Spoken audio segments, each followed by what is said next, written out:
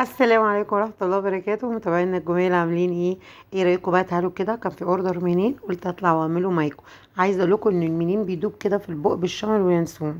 انا اول حاجه جبنا معايا نص كوبايه ميه من ميه دافيه، نزلت على باكت من الخميره، ونزلت على معلقتين او 3 معالق سكر على حسب ما انت عاوزه ايه، وهتقلبيه كويس جدا وهنتركه شويه. بعد كده جبت معايا كيلو من الدقيق، ده كانت مقادير كيلو من الدقيق. جبت معايا الاول السمنه، دي كانت عباره عن كوبايه زيت وكوبايه سمنه. بعد كده نزلت عليها بالشمر واليانسون والسمسم، وطبعا قدحتهم، مش قدحتهم يعني سيحتهم زي ما انتم شايفين كده، ولا كده ولا كده. وبعد كده رحت نازله هناك، حطيت ريحه الكحك. ريحه الكحك بتدي للمنين ريحه فظيعه. هنا طبعا السمسم بحب احطه مع السمنه والزيت، عشان كده بيديله طعمه حلو. لازم تعملي 2 من يعني كوبايه زيت وكوبايه سمنه، عشان الاتنين يبقوا حلوين مع بعضيهم، يعني كوبايه وكوبايه، ما يبقاش سمنه بس ولا يبقى زيت بس.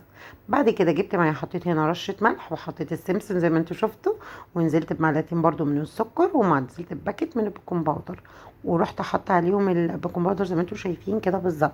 وريحه الكحك، اوعوا تنسوا ريحه الكحك والشمر واليانسون، خرافه.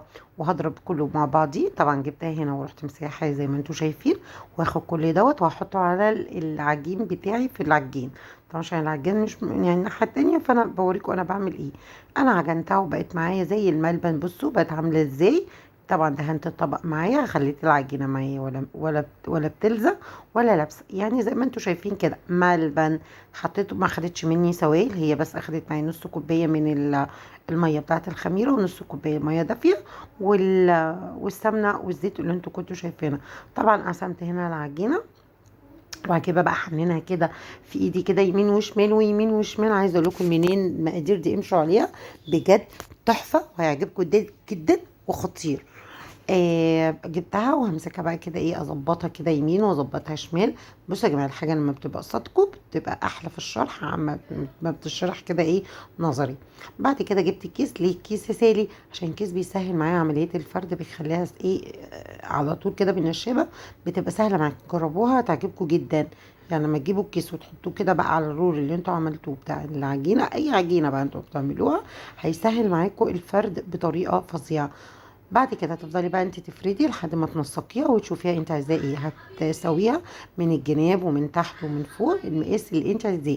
دي حاجه بتاعتك انت، وحاجه ترجع لك. طبعا انا هنا بقى كنت بظبط، وكنت بظبط. عايزه اقول لكم ان هو طلع بقى، بصوا، فظيع قوي. الشمر بقى كملت له طعم حلو، بيقرمش بقى كده، كان فظيع قوي. هنا بقى انا هقطع، وطبعا جايبه الصاج بتاعي وكنت دهناه، وانا بديها تيست. طبعا انا يعني بحب اول حاجه تبقى ايه، حلوه كده يعني.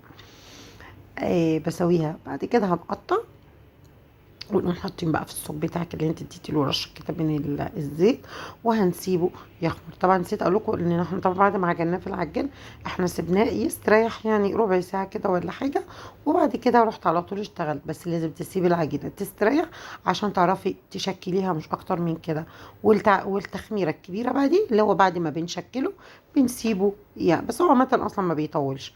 وبعد ما خمر رحت حاطاه في فرن درجه حراره 200 على اعلى درجه.